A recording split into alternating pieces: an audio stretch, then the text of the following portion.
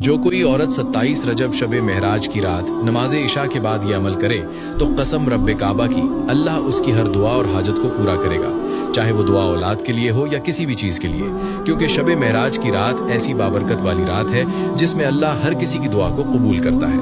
आपने करना क्या है, आपने इस अमल को करने से पहले मेरे अकाउंट को फॉलो करें और इस वीडियो को अपने अजीजों को शेयर करें ताकि उनका भी फायदा हो सके। आपने शब महराज की रात नमाज इशा के बाद 12 रकत नवाफिल इस तरह अदा करने हैं कि हर रकत में सूरत फातिहा के बाद सूरत इखलास को यानी कुल हु अल्लाह को पढ़ना है। 12 नवाफिल पढ़ने के बाद उसी जगह में बैठकर 100 मरतबा सुभान अल्लाह वल्हम्दुलिल्लाह वला इलाहा इल्लल्लाहु वल्लाहु अकबर वला हौला वला कुव्वता इल्ला बिल्लाहिल अलिय्यिल अज़ीम पढ़ना है। 100 मरतबा अस्तगफिरुल्लाह और 100 मरतबा दुरूद पाक पढ़ना है और उसके बाद अल्लाह से अपने मकसद के लिए दुआ करनी है। इंशाअल्लाह अल्लाह इस बाबरकत रात के सदके उसकी हर दुआ को कबूल करेगा।